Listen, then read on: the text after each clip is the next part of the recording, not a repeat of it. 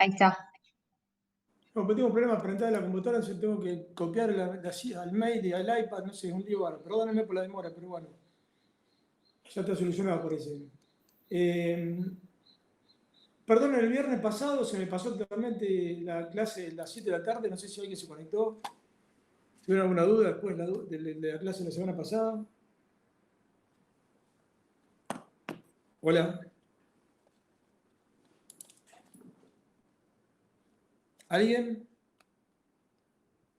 Hola. No, profe, no tuvimos dudas. ¿Cómo? Estuvo claro. Bueno, No tuve igual dudas, digo. el PowerPoint subió, lo vieron en la cátedra, ¿no? Sí, aparece. Bueno. Hoy siguiendo con no sé, las unidades acá, no sé cómo es, a ver si tengo porque las unidades que están en el programa, a ver, perdón.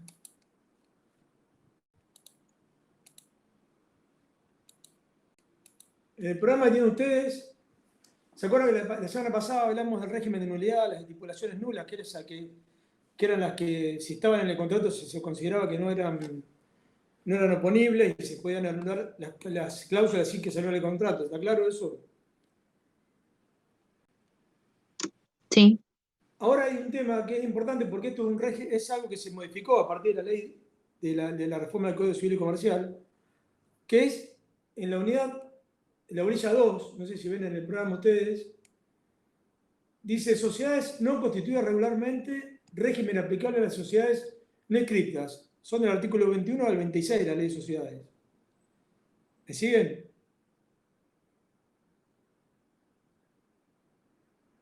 Sí, profe. Bueno, la semana pasada hablamos de las nulidades, ahora vamos a hablar de este régimen, que es una de las modificaciones importantes que se hizo en la reforma. ¿Por qué?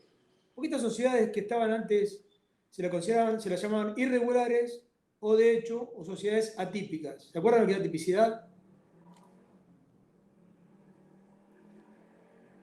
Bueno, yo sigo, si alguien... Sí. Bueno, ¿se acuerdan de las sociedades típicas, las que estaban en el capítulo segundo, ¿no? Que son sociedades que sí o sí acepta el derecho societario argentino. Sociedad anónima. Claro, las recordamos, son del menor o sea, de mayor responsabilidad a menor responsabilidad tenemos la sociedad colectiva, que son las sociedades de personas, sociedad colectiva, sociedad de capital e industria, la sociedad en comandita simple, las sociedades mixtas, que son las SRL, o sea, las sociedades de responsabilidad limitada, y las sociedades por acciones, que son las sociedades anónimas y la sociedad en comandita por acciones.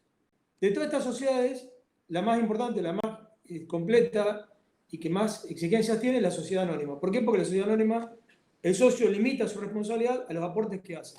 Fuera de eso, no tiene ningún tipo de responsabilidad, salvo que haya algún delito o que haya cometido algún exceso en la vida societaria, ahí aparece la responsabilidad de los socios. Habíamos visto la semana pasada que las sociedades constituidas de acuerdo al artículo 1 eran sujetos de derecho. ¿Qué significa esto? Que pueden adquirir y contraer derechos y obligaciones por su cuenta sin necesidad de que esté a nombre de los socios. O sea, tienen un nombre propio, un domicilio, patrimonio, lo más importante. A partir de ahí, todos el patrimonio que los socios forman con sus aportes en la sociedad van a pasar a ser parte del capital social. Ese capital social, dijimos que en su momento se divide porque la sociedad empieza a crecer, si le va bien, y el patrimonio crece.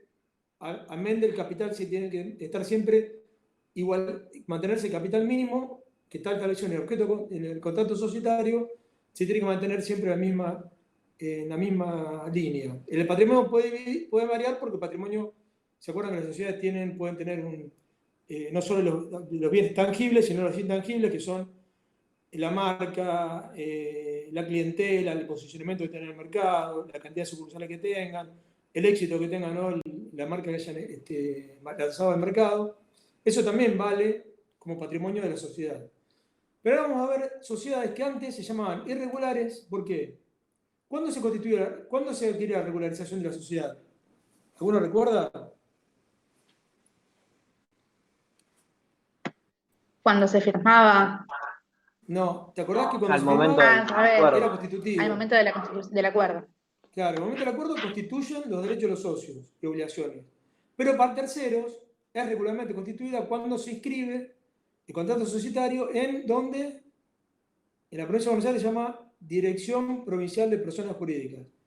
Recuerden siempre esto, el código, la ley habla de registro público, pero el registro público no existe, es en la provincia de Buenos Aires la Dirección Provincial de Personas Jurídicas y en Capital o en Cava, en el nivel nacional, es la IGJ, o sea, la Inspección General de Justicia.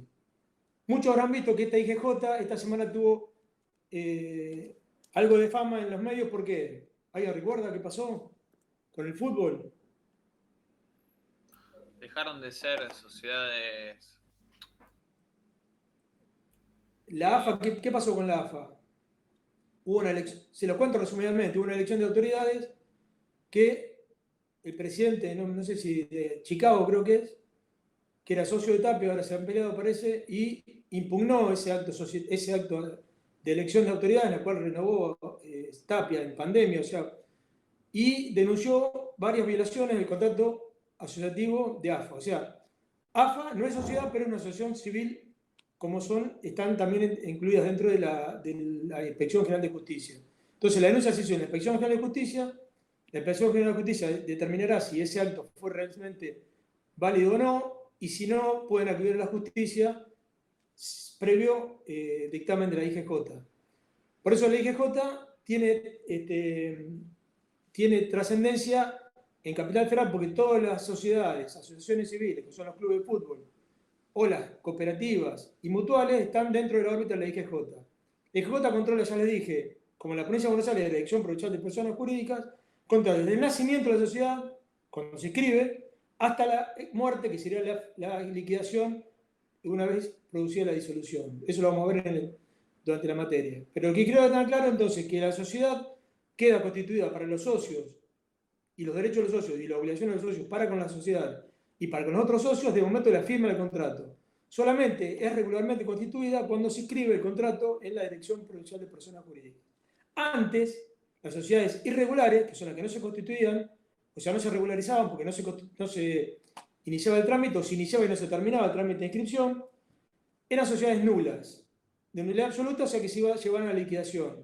Igual que las sociedades de hecho y las sociedades, o sea, las sociedades de hecho no son nulas, pero no tienen personalidad jurídica, que las sociedades de hecho, las sociedades en las cuales no hay un contrato escrito ni contrato verbal entre los socios, sino que funcionan porque los socios arrancan la vida en común empresarial sin un contrato que le determine sus derechos y obligaciones. Y también estaban las sociedades atípicas, que eran las sociedades que o no cumplían con los tipos societarios del capítulo 2 o que les faltaba un requisito tipificante. Vamos a ver cuáles son estos requisitos tipificantes. Por eso estas sociedades que ahora se llaman no constituidas regularmente, o no constituidas según los tipos de la ley de sociedades, y otro supuesto que algunos autores les llaman sociedades residuales. ¿Por qué? Porque son sociedades que no están en el capítulo 2, pero igualmente el derecho argentino las considera como sujeto de derecho, como vamos a ver más adelante, y fuente de obligaciones y derechos para con los socios y para con terceros también. Estas sociedades antes no existían, o sea, no se podía oponer la sociedad a los terceros acreedores, sino que eran los socios. Ese sujeto de derecho no existía porque los socios eran la misma sociedad. En cambio acá, cuando la sociedad está regularmente constituida, los socios ya pasan a ser integrantes de un tercer sujeto que es la sociedad, que tiene su patrimonio propio y ya los socios tienen responsabilidades de acuerdo al tipo societario que ya ha establecido. Por eso cuando vemos el artículo 21 de la Ley de Sociedades, dice la sociedad que no se constituya con sujeción a los tipos del capítulo 2. ¿Cuáles son esas? Las sociedades atípicas. O comita requisitos esenciales. Pueden ser tipificantes o no tipificantes. O que incumpla con formabilidades exigidas por esta ley, se rige por lo dispuesto de esta sección. O sea, que hablan sociedades, que las llamamos sección cuarta, que las sociedades antes llamadas irregulares, atípicas, son sociedades que son sujetos de derecho y pueden tener derechos y obligaciones, incluso patrimonio propio, como vamos a ver en estas. Estos son 5 artículos muy importantes de la Ley de Sociedades, sencillos, pero nos marcan una nueva normatividad que antes no existía para este tipo de sociedades. ¿Está claro? Entonces, en este tipo de sociedades, como vamos a ver, después le voy a mandar una filmina, o no sé si hay una clase grabada también de un profesor del año pasado. Quedan comprendidas en esta sección las sociedades atípicas. ¿Cuáles son atípicas entonces? Las que no están constituidas de acuerdo a los tipos de capítulo segundo. O que se hubieran constituido bajo estipulaciones o elementos que no respeten los tipos que regula el capítulo segundo de la ley. Por ejemplo, cuando vamos a ver SRL tiene como requisito que no puede tener más de 50 socios. ¿Qué quiere decir? Que si nosotros constituimos una sociedad de responsabilidad limitada con más de 50 socios, va a ser una sociedad que va a caer dentro de esta, y no la modificamos, y queremos sociedad con 50 socios, 56 socios, no 50, van a caer no dentro de las sociedades típicas, sino en las sociedades estas del capítulo cuarto. ¿Está claro? De la sección cuarta. Otro ejemplo sería, ahora lo vamos a ver más adelante cuando veamos las SRL. Las SRL tienen un órgano de administración diferenciado que es la gerencia. Si nosotros constituimos una SRL que no tenga gerencia, no va a ser una sociedad responsable limitada porque falta un elemento tipificante que es la gerencia como órgano administrativo típico de las sociedades responsable limitada. Entonces van a caer dentro también de esta sección cuarta de la sociedad de la sección cuarta.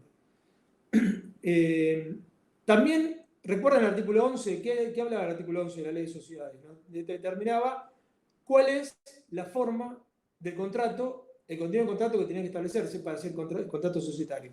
¿Se acuerdan? Tiene que tener nombre, domicilio, edad, estado civil, etcétera, todos los socios para saber quiénes son los socios, el patrimonio como está conformado, el objeto societario, la forma de distribuir las ganancias y las pérdidas, cómo se va a organizar la vida societaria, tanto la administración como la representación, y la toma de decisiones, o sea, el órgano de gobierno, cómo se va a llevar adelante la liquidación una vez que la sociedad termine, el plazo de existencia, todo eso. Si a una sociedad le falta un requisito no tipificante, pero el artículo 11, o sea, que sea no escrita, que le falte un elemento de los socios, que le falte el objeto societario, que le falte el plazo de duración, también va a caer dentro de este tipo de sociedad de la sección cuarta. Esto no se vuelve loco todavía porque esto lo van a ver en el mismo artículo, lo dice. Solamente estoy dando ejemplos cuáles son las sociedades que entran dentro de este capítulo, de esta sección cuarta. Profe, perdón, sí. interrumpo un segundo. ¿Querés que enviarme la filmina y lo proyectamos? A ver, bueno, era el otro día te la mandé a vos, ¿no? Para que veas cómo puedo... era... Axel Chale. Axel Chale, ¿no? Es el mail, @hotmail. Yo no sé por qué no la puedo mandar antes esta vez, no sé. Agustín Chale, acá está. Igual después se la pongo en la cátedra, y igual hay una clase grabada de un profesor que si me autoriza a ponerla la semana, yo la pondría cuando me autorice. A ver si está, adjuntar archivos. Igual estas filminas las tengo que revisar porque la hice rápido, no sé si está, más o menos está. Si le falta algo después les digo, pero bueno. Es para salir del paso porque no tenía una armada. ¿Cómo se llama esta? Sección 4.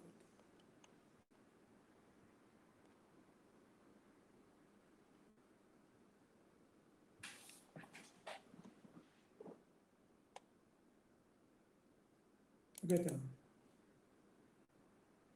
A ver si es esa que te mandé, fíjate. Creo que es. Dice Sociedad, sección cuarta.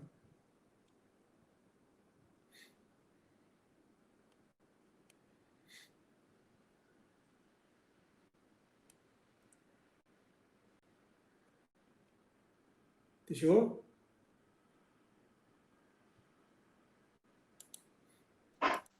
Sí, ahí llegó. ¿Es sección cuarta? ¿Dice Sociedad, sección cuarta? Sí. Ahí, un segundo. Se lo lleno.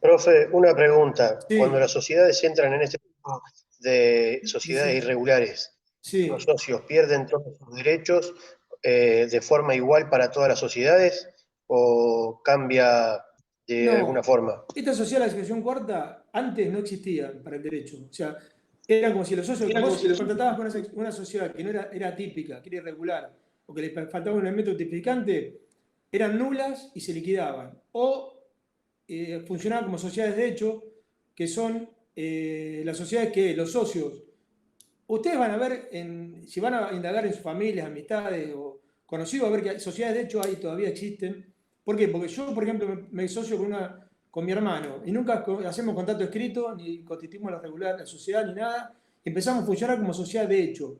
Pero sociedad de hecho somos nosotros dos. O sea, cuando hay que poner la cabeza y poner la plata, somos nosotros dos. En cambio, las sociedades estas y las constituidas regularmente con el capítulo segundo son sociedades que tienen un sujeto de derecho distinto a los socios. Después depende de la responsabilidad que hayan establecido de acuerdo al tipo societario, los socios van a responder o no en su forma subsidiaria siempre, pero el deudor es la sociedad. Cuando la sociedad es de hecho o irregular, los socios no tienen ningún tipo de escudarse en la sociedad. ¿Me entendés? No sé si soy claro que me preguntaste vos. Vos me preguntaste si Uy, ¿qué pasó? Sí, profe, se entiende. Perdón, estoy con dos teléfonos y no puedo contestar bien. No, está bien, yo pero se entiende. pensé que era el error mío por ahí, qué sé yo. Pero bueno, está claro entonces, estas sociedades que estamos acá viendo, sociedades no constituidas según los tipos legales, otro supuesto, algunos autores llaman sociedades residuales, son las sociedades que antes o no eran sujetos de derecho o eran liquidadas porque eran nulas, de nulidad absoluta.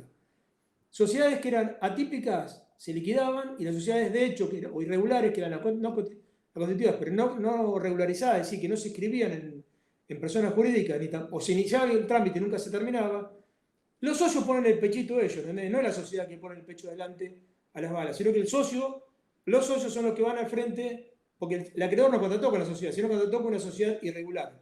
Contrató con socios, con personas físicas o jurídicas que actuaron en forma societaria, asociativa, no en forma societaria de lo que es la ley de sociedades. Por eso, ¿se acuerdan que la ley de sociedades ahora establece que para las sociedades tiene que tener el fin empresarial? Es decir, la actividad asociativa tiene que ser destinada a la producción o intercambio de bienes y servicios. ¿Se acuerdan de eso?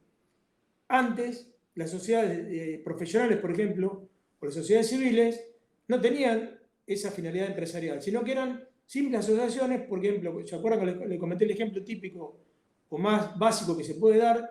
Es que nosotros nos recibimos de contadores, de abogados, de administradores de empresas, de ingenieros, lo que sea, nos juntamos con dos o tres amigos, alquilamos una oficina o un edificio, una serie de oficinas y pagamos los impuestos, pagamos el teléfono, la internet, la secretaria, pero no tenemos en forma empresarial de que nosotros somos destinados a producir o por este caso dar servicios, ya sea contables, impositivos, etcétera, sino que lo hacemos cada uno individualmente con nuestros clientes, pero compartimos gastos. Esa no es una sociedad de esta ley de sociedades, porque son sociedades que no tienen el fin empresarial, sino que son fines de distribuir gastos y favorecer la situación de las personas que constituyen este tipo asociativo.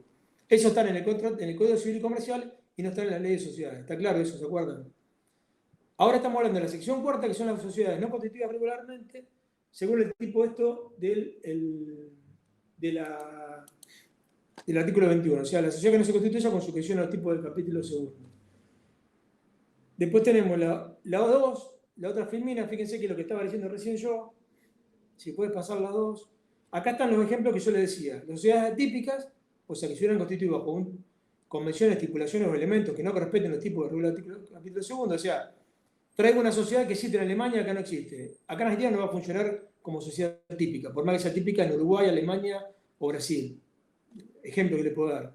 O que no tenga elementos, que le falte elementos tipificantes, como son el ejemplo que le dije, la SRL, que tenga más de 50 socios, o que tenga una gerencia, en vez de una gerencia tenga otro tipo de administración. Las que elementos esenciales no tipificantes son las que del artículo 11, ¿se acuerdan de que dijimos que le faltó el nombre, le faltó el domicilio, le faltó el objeto, etc.? Las típicas que cumplieron el artículo 11 pero omitieron alguna formalidad, es decir, no hicieron la forma escrita, entonces la sociedad no se constituyó porque le falta la sociedad, la constitución por escrito, que te acuerdan que siempre las sociedades se hacen por contrato, instrumento privado o instrumento público. Algunas se requieren instrumento público, como la sociedad anónima, y la mayoría instrumento privado. O las irregulares que o no se inscribieron al registro, o se inició la inscripción y nunca se terminó. Ha pasado muchas veces, puede ser, porque el trámite de inscripción es denso, hay que ir a la Dirección de Personas Jurídicas, que presentar una minuta, se llama una minuta rogatoria, con todos los requisitos que pide la Dirección de Personas Jurídicas. Imagínense que puede haber paro, pandemia, los empleados no trabajan, como en Arba, acá en Paramino, Arba no se sabe a dónde recurrir porque la desalojaron Arba de acá donde estaba, porque no pagaba. Así que imagínense cómo estamos.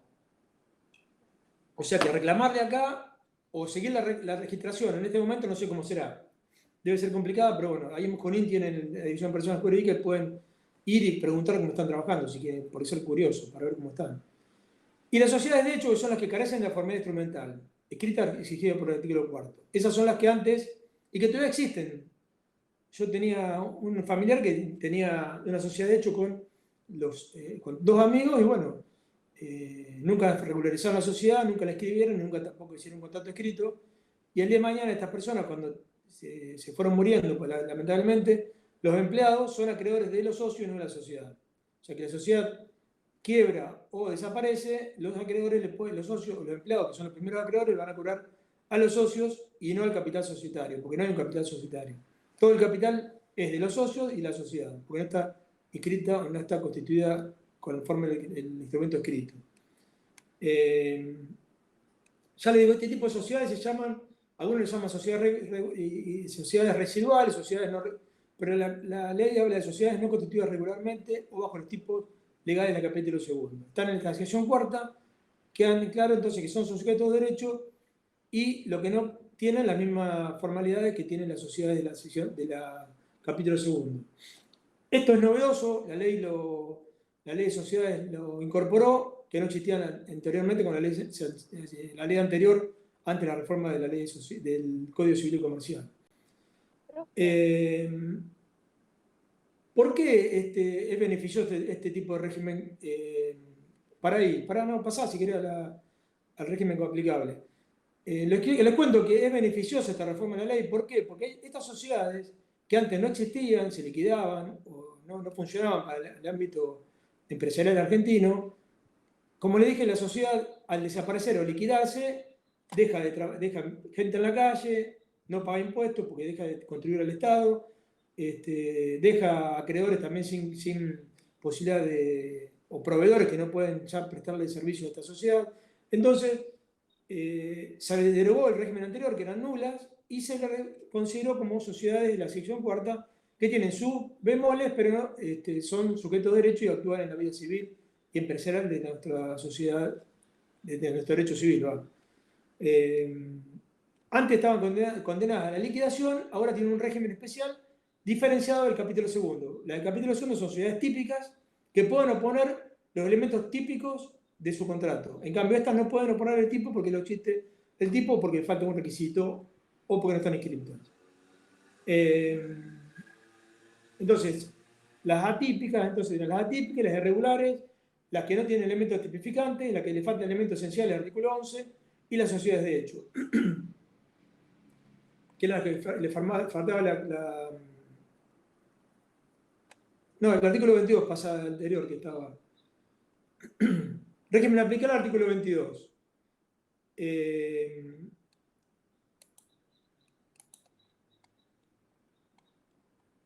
A ver si está. Régimen aplicable. Hay un tema, hacemos un paréntesis. Cuando hablamos de personalidad jurídica, ¿por qué es importante la persona jurídica que es sujeto de derecho, que la sociedad sea sujeto de derecho?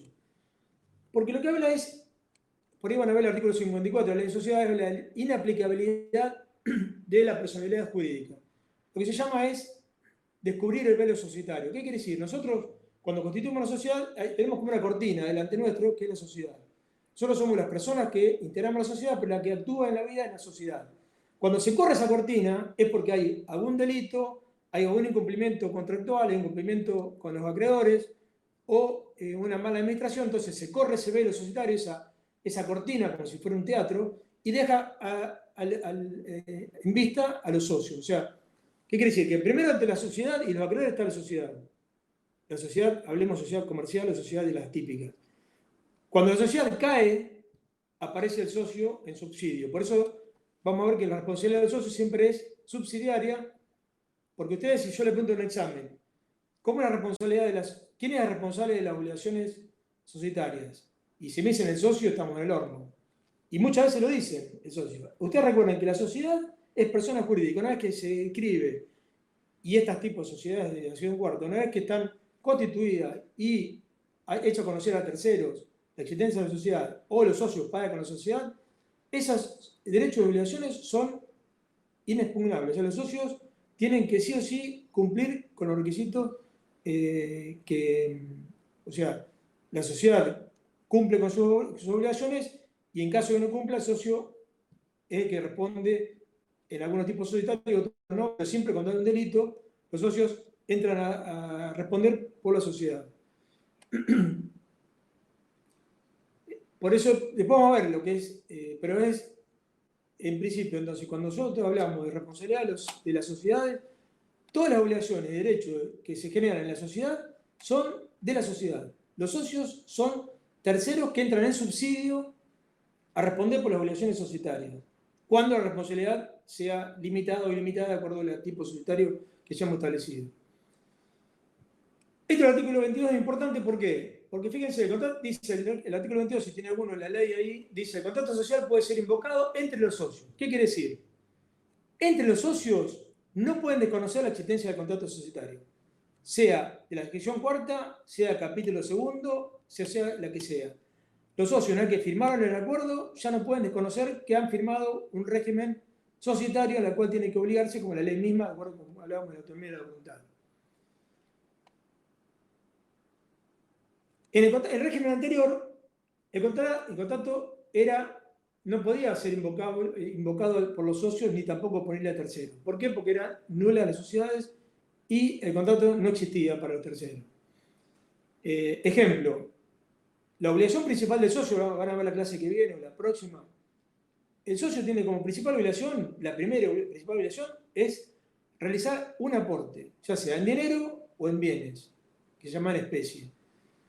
Una vez que el socio constituyó su aporte a la sociedad, ya tiene de carácter de socio y ya juega dentro del capítulo de las obligaciones societarias para con la sociedad. Es decir, volvemos, artículo 22, cuando dice que la sociedad, el contrato social puede ser indicado entre los socios, significa, somos 5 socios que nos comprometimos a hacer los aportes, y los aportes en dinero vamos a ver que en su momento se pueden dividir en lo que es la integración de la suscripción. La suscripción siempre es total.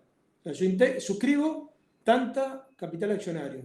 O sea, tanto dinero que significa tanto porcentaje accionario, tanto porcentaje societario. Pero yo puedo posponer el cumplimiento de esa entrega de dinero cuando es en efectivo solamente, no cuando es en bienes, porque en bienes no se puede dividir una casa por la mitad para entregar una parte y otra parte guardármela. En dinero, como es fungible, se puede entregar una parte, que es el 25% como mínimo, y el 75% restante hasta 2 años después de inscrita la sociedad. Una vez que firmé este contrato societario, lo que dice el artículo 22 en el primer párrafo, dice, puede ser invocado entre los socios. ¿Qué quiere decir? Que si los socios comprometimos y suscribimos tanta aporte y lo hemos pospuesto en el tiempo, yo, desde el momento que firma el contrato, ya le puedo exigir al socio, cuando no cumplió con ese aporte dentro del 75% dentro de 2 años, le puedo exigir el cumplimiento porque ese contrato no es oponible entre los socios. Es una modificación que antes no estaba y que ahora sí la tenemos.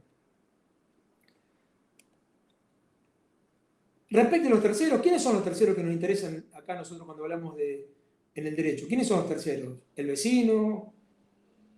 ¿El socio del club? ¿El que juega al Los fútbol con terceros nosotros? interesados.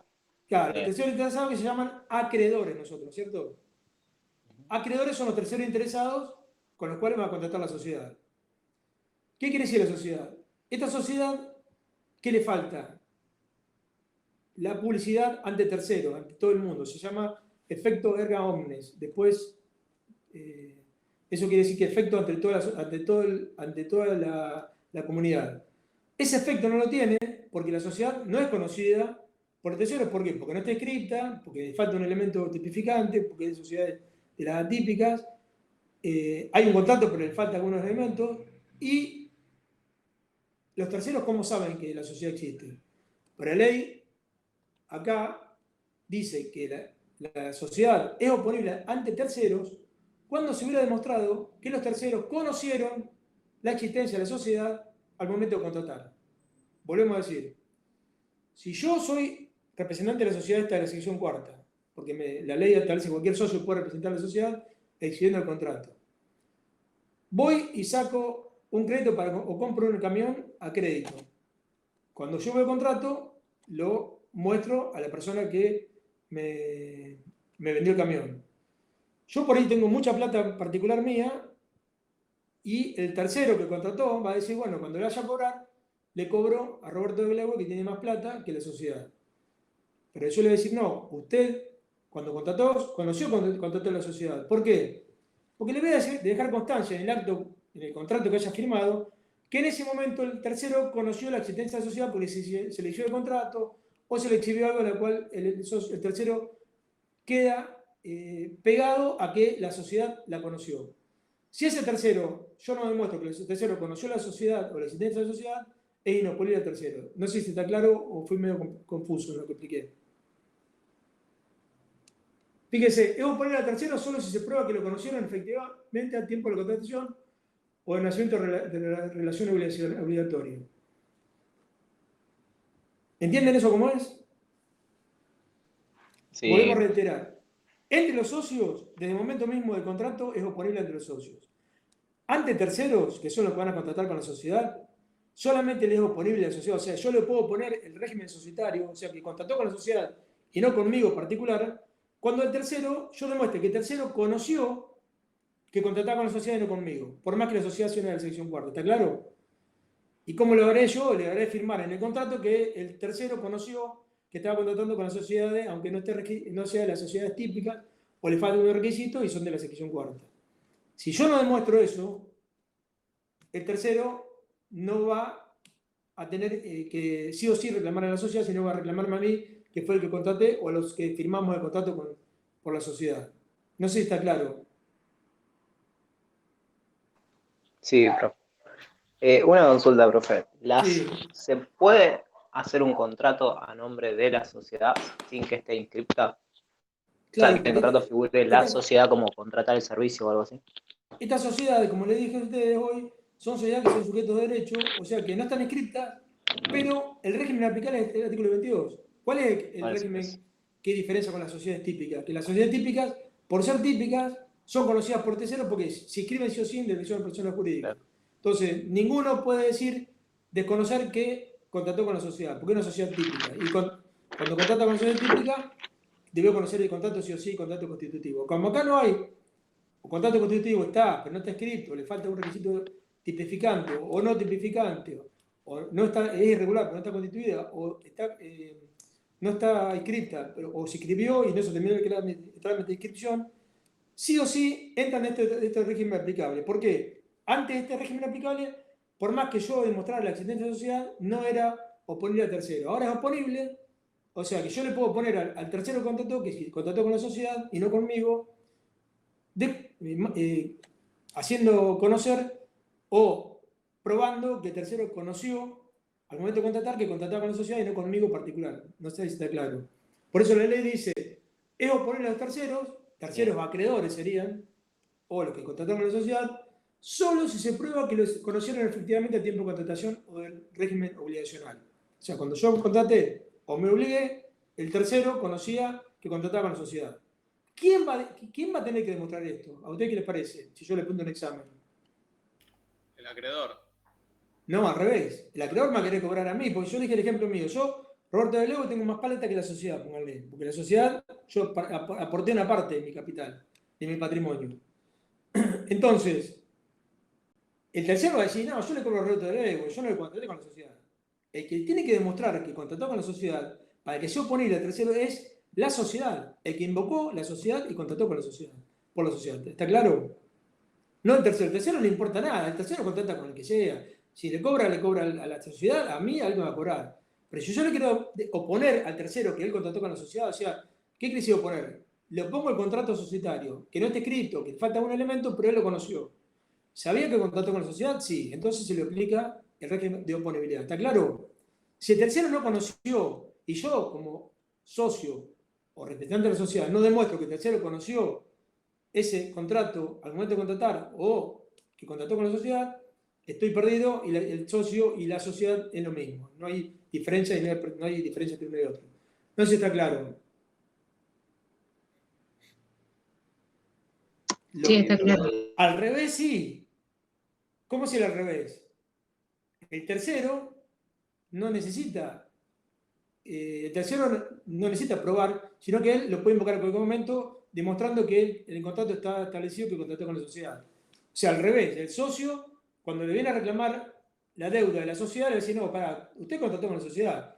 ¿Y cómo prueba eso? Y no, porque usted contrató conmigo, o con el representante, dijo conocer que contrataba con la sociedad y no con un ente particular o dos socios o tres socios. Al revés, el acreedor siempre va a poder demostrar la existencia de la sociedad cuando, como dice ahí el artículo, contra la sociedad siempre la pueden invocar los socios y los administradores. O sea, la sociedad le opone al tercero, el socio le opone al tercero a la sociedad, pero el tercero siempre puede reclamarle porque el socio no puede conocer que está constituida una sociedad de la sección cuarta. Por eso el régimen aplicable, el artículo 22 es este. O sea, en definitiva, entre los socios, ¿cómo es? Es oponible entre los socios desde el momento del contrato. Para ser oponible al tercero, tienen que sí o sí demostrar que el tercero conoció, que contrató con la sociedad al momento de contratar o de relacionarse, de hacer la obligación que tenía con la sociedad. El otro, Filmina, ¿qué dice? A ver. La segunda. Bueno, esto es lo que debería decir hoy. Era altamente sancionatorio por un régimen más flexible, con mayor apertura en relativo a los elementos que existe el contrato de sociedad, tanto típico como atípico, y favorecer la constitución voluntaria de organizaciones empresariales. ¿Por qué este objetivo? Porque es muy difícil a veces constituir una sociedad porque tiene muchos requisitos. Hay que inscribirla, hay que hacer todo.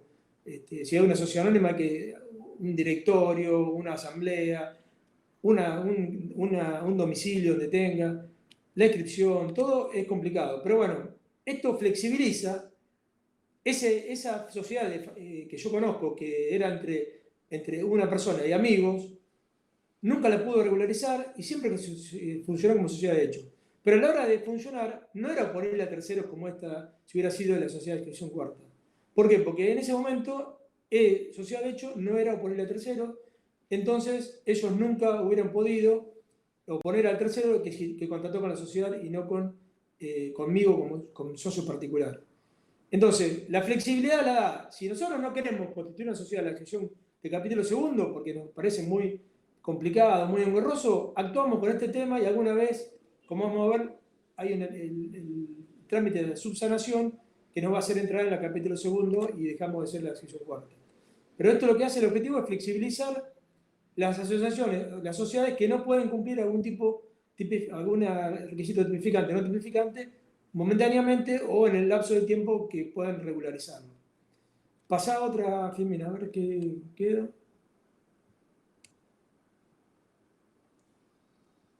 ¿La otra cuál es? Verificable, objetivo. Ahí hay Representación, un administración y diferimiento. bueno, esto es sencillo, mucho no tiene para explicarse, sino que está ahí en la misma ley. ¿Qué quiere decir? Lo mismo que el 22. Si nosotros tenemos cláusula, cómo se representa, cómo se administra y cómo se organiza y gobierna la sociedad, entre los socios va a ser invocada y no pueden desconocerse. En las relaciones con terceros es lo mismo que decíamos, cualquiera de los socios representa a la sociedad y exhibe el contrato. ¿Qué quiere decir? Yo con mi socio no tengo que exhibir el contrato, pero si tengo que contratar con un tercero, por eso es la contracara del artículo 22, que voy a tener que demostrar, cualquier socio lo puede representar invocando el contrato o exhibiendo el contrato. Pero bueno, dice ahí que la disposición de contratos sociales puede ser opuesta si se prueba que los terceros la conocieron efectivamente a tiempo de nacimiento de la relación jurídica. ¿Qué quiere decir esto?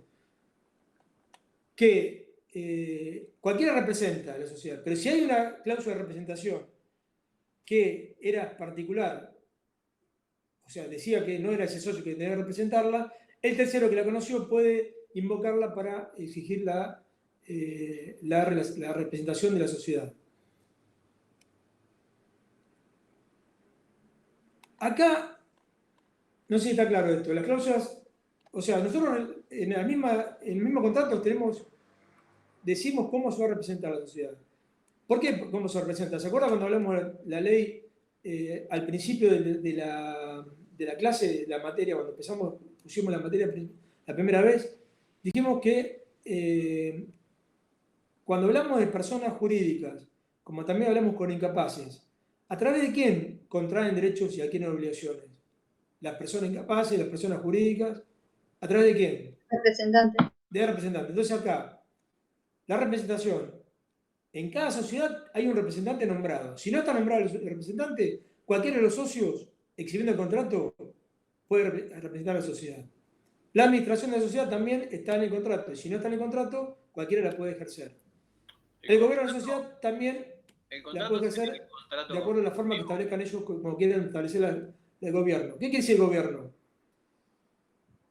Una decisión de gobierno es, por ejemplo, si hay que distribuir dividendos o ganancias. Lo toma el órgano de gobierno, que es la reunión de socios por excelencia. O sea, si son 10 socios, la reunión de gobierno es, los 10 socios se ponen de acuerdo en si van a distribuir ganancias o no.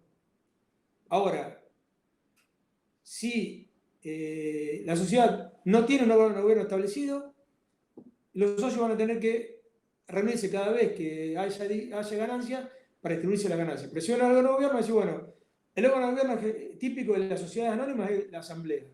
La asamblea es que todos los socios van y votan en un orden del día que diga hoy se va a distribuir ganancia. Se aprueba por mayoría o no, si se distribuye ganancia o si las ganancias se vuelven a invertir en la sociedad, en la empresa. Esas son las decisiones de gobierno. ¿La administración cuáles son? La administración dice, bueno, ¿pagamos este impuesto o no lo pagamos? ¿Contratamos más empleados o no contratamos empleados? ¿Compramos una maquinaria o no compramos una maquinaria que hace la vida diaria de la empresa? Pero no son decisiones que tiene que tomar el órgano de gobierno. La administración es la que administra la diaria de la empresa. Lo que es importante del artículo 23, no sé si está en la filmina más abajo,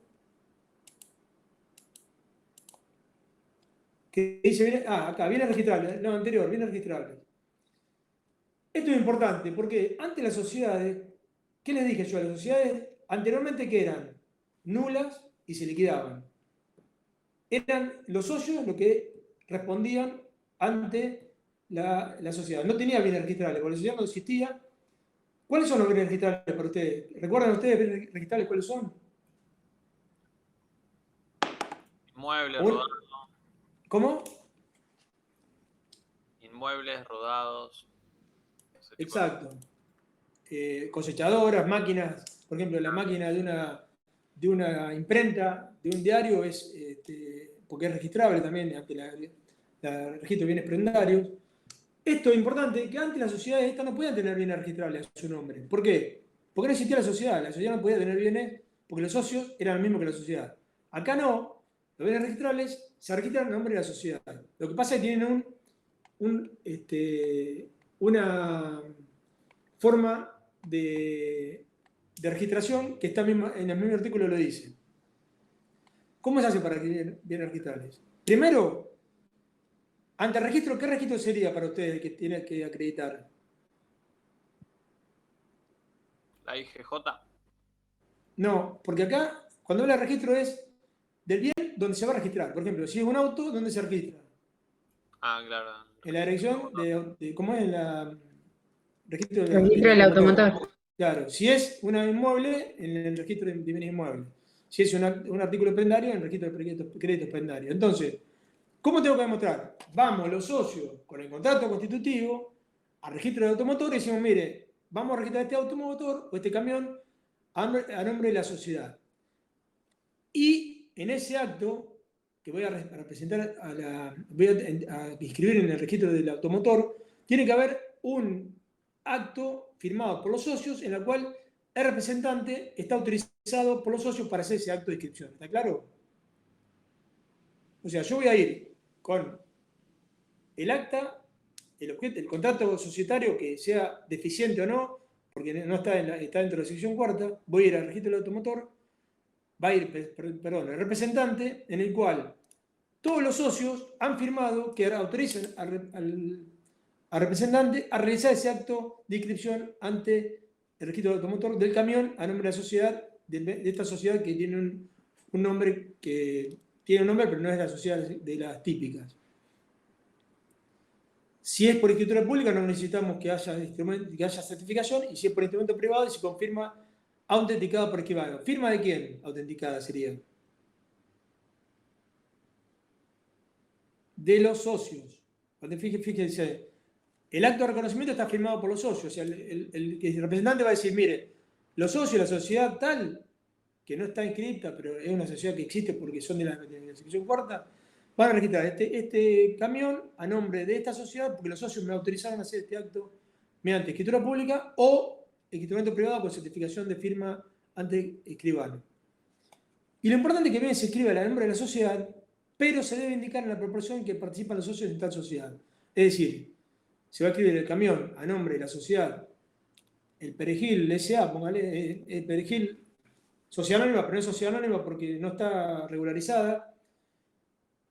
Pero lo que va a dejar constancia en el registro del automotor es decir que esta sociedad existe. Socio A tiene un 20%, socio B tiene 30% y así sucesivamente. Los socios que sean con la participación societaria que tiene la sociedad. ¿Está claro? Voy a registrarle cómo se escribe. Sí, profe. Bueno, entonces, ¿está claro? Entonces, que esto viene... Lo importante de esta sociedad. Bueno, terminamos después, vamos a dar las pautas principales. Pasamos otra filmina, a ver cuál es. Después repasamos todo. Bueno, la prueba se puede decir por cualquier medio de prueba. Siempre, obviamente, escrito. Verbal no puede escribirse. Ninguna sociedad se puede demostrar oralmente, porque ¿cómo hacemos para demostrar oralmente? Pero puede ser por testigos que hayan visto firmar el acta, por el contrato, por instrumento público, instrumento privado, etc. La relación de los socios ya está. Pasame a responsabilidad de los socios. Ahí. Cuando vamos a responsabilidad de los socios, ¿es responsabilidad de los socios frente a qué? Si yo le pregunto en un examen, ¿responsabilidad de los socios ante qué? ¿Ante la deuda de quién? La sociedad. De la sociedad. Nunca es responsabilidad. El socio responde. Por eso se dice siempre que el socio responde en subsidio. Siempre la responsabilidad del socio es subsidiaria. ¿Por qué subsidiaria? Porque es el subsidio de la responsabilidad de la sociedad. ¿Qué quiere decir? Que primero, ahí está lo que se llama, esto lo van a ver cuando vean responsabilidad de los socios, la responsabilidad, los tipos de responsabilidades que hay. Hay una cosa que se llama el beneficio de excusión. Excusión. No quiero que se lo aprendan de memoria, pero bueno, y le explico lo que sería el beneficio de excusión. ¿Qué quiere decir? ¿Qué es el beneficio que tiene el socio de poner al acreedor la existencia de la sociedad al querer cobrar al socio directamente y no a la sociedad? De otro modo, sería, si yo soy un socio de una sociedad, que cualquier tipo societario, y viene el acreedor a cobrarme primero a mí, ¿qué le iba a decir al socio? Al acreedor. ¿Usted fue a la sociedad? ¿Ahí viene a la sociedad? ¿Le intentó cobrar a la sociedad?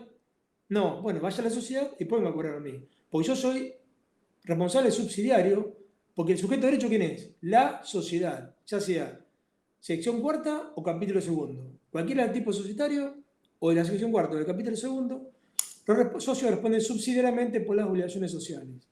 Eso es lo que es el beneficio de exclusión. Quiere decir que el socio, cuando viene el acreedor, le dice, che, ¿usted fue a cobrar a la sociedad? No, bueno, vaya a cobrar a la sociedad, que tiene bienes, tiene capital para cobrar, y si no le alcanza, el resto me lo va a cobrar a mí. Ahora bien, una vez que entra subsidiaria la responsabilidad, las sociedades tienen responsabilidad limitada o ilimitada. Limitada significa que el socio responde... No, quédate ahí nomás. responsabilidad limitada significa que el socio responde hasta el aporte realizado, que es en la sociedad anónima de la SRL. En las ilimitadas, la responsabilidad del socio, precisamente por ser ilimitada, no solamente responde con los bienes aportados, sino con su patrimonio personal. Por eso, prácticamente no es muy interesante constituir sociedades que tengan este tipo de responsabilidad, porque lo que el socio quiere es limitar su responsabilidad, hacer un aporte y olvidarse después, y si gana plata, cobrarse esos dividendos, y si pierde, bueno, perderá, pero responde hasta el bien aportado. Obviamente, siempre y cuando no haya un delito, que no haya alguna obligación o alguna conducta extra societaria en la cual el socio ya haya extralimitado, y ahí entra la responsabilidad individual del socio, pero por castigo y no por deuda subsidiaria, sino por castigo por haber actuado mal o ilícitamente o en una conducta en perjuicio de los acreedores. Ahora acá, la responsabilidad dice que es mancomunada. ¿Se acuerdan ustedes cuando hablábamos de responsabilidad, las obligaciones mancomunadas y solidarias? ¿Alguien recuerda? Bueno, vamos a recordarlo desde acá nomás. Las obligaciones podían ser, ¿se acuerdan que hay en cada extremo de la relación obligacional había ¿qué? Un acreedor y un deudor? ¿Está claro? Sí. Siempre tenemos un acreedor y un deudor. Ahora, el problema es cuando hay varios acreedores o varios deudores. Cuando hay varios acreedores y varios deudores, entra lo que es la responsabilidad, cómo juega la responsabilidad de los deudores frente al acreedor. O sea, tenemos un acreedor y 3 deudores.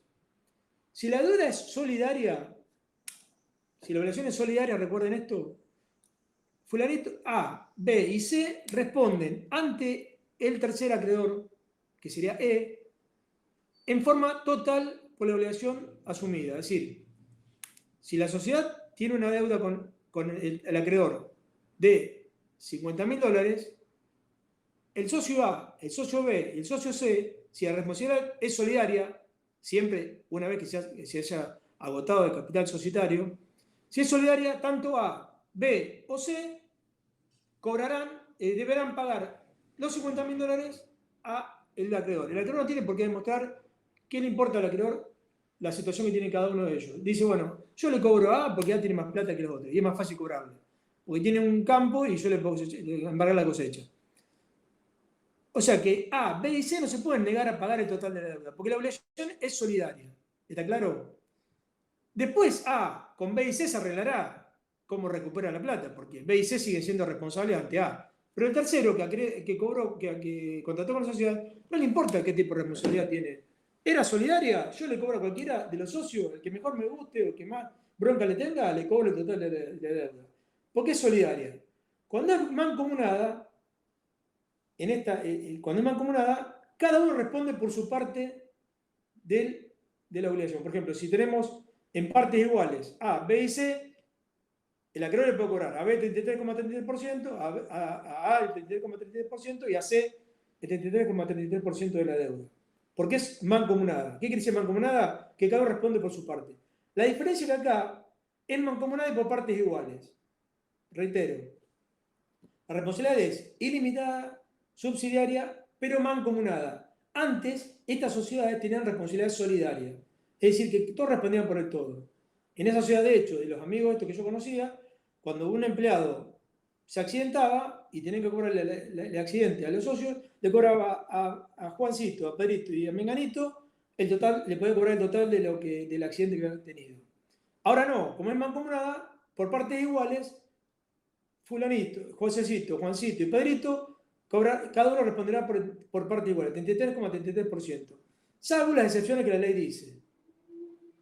Que se haya establecido la solidaridad, en el cual en el contrato ya se estableció una solidaridad en caso de incumplimiento, lo cual, imagínense, ¿quién va a poner una solidaridad cuando la responsabilidad es mancomunada?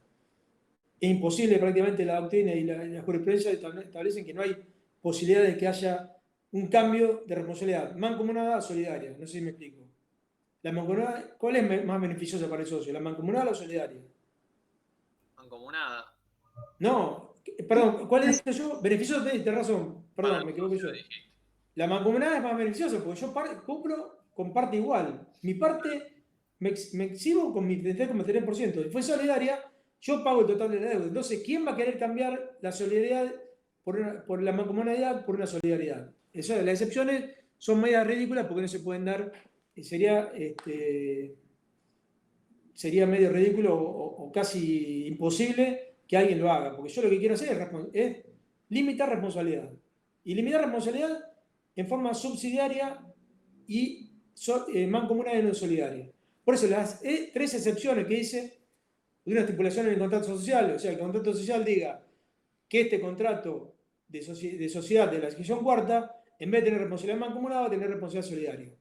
¿En qué cabeza cabe que una sociedad, el socio de una sociedad de sección cuarta, va a empeorar su condición? Es decir, bueno, en vez de ser mancomunada, va a ser solidaria. ¿Está claro?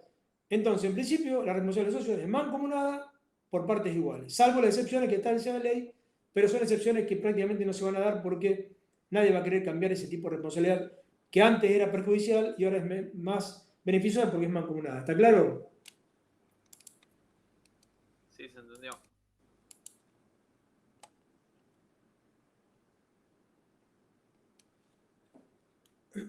Entonces, anteriormente la responsabilidad era ilimitada, subsidiaria y solidaria. Ahora es ilimitada también, porque cuando no alcanza el bien de la sociedad, entra el patrimonio de los socios. Subsidiaria también, porque los socios tienen derecho a exclusión, o sea, el beneficio de decirle a la que vaya primero a la sociedad y después me acuerdan a mí. Pero en vez de solidaria es mancomunada y por partes iguales, salvo la excepción de la ley. ¿Está claro? Sí. Es decir, si nosotros en el examen tenemos que preguntar, seguimos, ¿cuál es la responsabilidad del socio en una sociedad de acción cuarta? Es mancomunada y no solidaria. ¿Por qué? Es mancomunada por partes iguales, salvo la excepción que está en la ley, que la tienen que saber, pero no. Fíjense que es muy imposible, es muy raro que alguien pacte una responsabilidad solidaria en vez de la mancomunada, porque la mancomunada es más beneficiosa.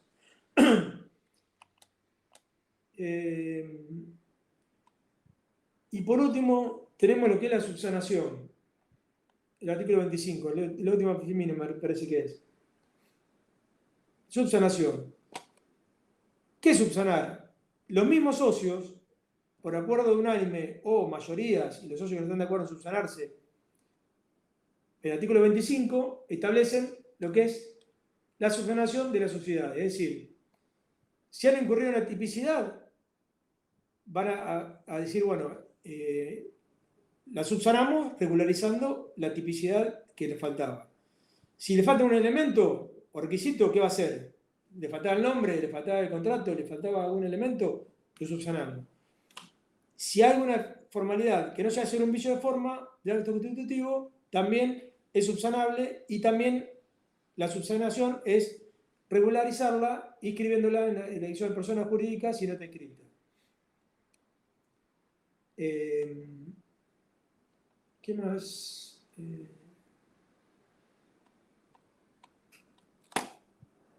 O sea, sociedades. Recapitulamos lo que era hasta ahora. Lo que más importante de esto, ¿qué son? Las sociedades de la sección cuarta tienen un beneficio que no tenía anteriormente, que son las sociedades que establece el artículo 21, que son las que le falta un tipo legal, las que le falta un elemento tipificante, un elemento esencial no tipificante, como era el caso de los requisitos del artículo 11, la falta de inscripción en la dirección de personas jurídicas, que era la que la regularizaba. Después, tenemos que el régimen aplicable, es decir, ¿cuándo es oponible a terceros? Es una pregunta que tienen que saberlo. ¿Es oponible a terceros? Es decir, ¿cuándo yo puedo decir que el tercero contrató con la sociedad y no conmigo? Cuando yo demuestre que el tercero conocía al momento de contratar, que contrató con la sociedad y no con una persona individual, sino que contrataba con la sociedad. ¿Qué otro elemento era?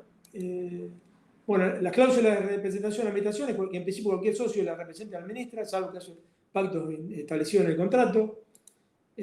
Otra cosa importante es que innovaciones. ¿Qué otra cosa les dije que era importante acá? ¿Recuerdan? Estas sociedades que pueden tener que no tienen las otras. Bienes registrables.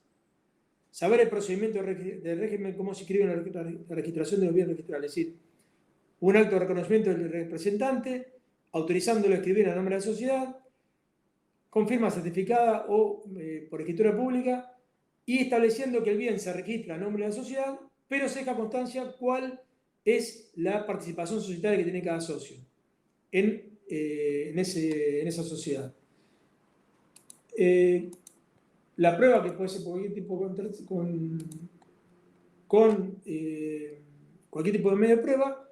Y la otra más importante también es que la responsabilidad del socio ya no es solidaria, sino que es mancomunada. Con esto prácticamente terminamos la clase esta de la sociedad de la accesión cuarta. Yo les voy a, bueno, este PowerPoint igual como lo subió Nerina la clase pasada, lo subiremos, pero es importante también que pueda subir la clase grabada de este profesor que es de Derecho, no de Ciencias Económicas, pero bueno, estamos en la misma cátedra.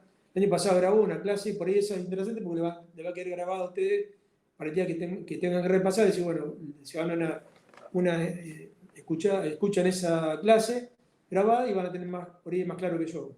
Seguramente va a ser más claro que yo, así que bueno. Igualmente, bueno, igual tenemos el viernes, que está viernes, espero que no sea inconveniente y si hay alguna duda lo vamos a ver el viernes nuevamente. ¿Está claro? Listo, profe. Bueno, así que recuerden estas pautas que les di yo de lo importante de esta sociedad, cuál es la importancia que tienen y que cambió rotundamente lo que eran sociedades anteriores que se llamaban irregulares, no constituidas regularmente o que eran atípicas, por un régimen más favorable para los socios. Bueno, la próxima clase creo que no voy a estar yo, va a estar el otro profesor y van a hablar de temas de, bueno, lo que es los socios, aportes, tipo de responsabilidad y bueno, lo veremos después más adelante cuando me toque a mí la clase. Igual el viernes voy a estar yo, porque este tema, si hay una duda, lo tomaremos. Y no dejen de ver el PowerPoint, no es muy completo, pero bueno, le da lo principal de lo que estamos hablando hoy. Y la clase de Carlos Rodríguez Bol, que es el que dio la clase que está grabada y que si la podemos subir va a ser bárbaro. Así que bueno, nos vemos la próxima. No, la próxima yo no estoy, pero bueno, nos veremos la Listo. próxima clase que tenemos juntos. Bueno, Chao, profe, gracias. ¿alguna pregunta? Chau.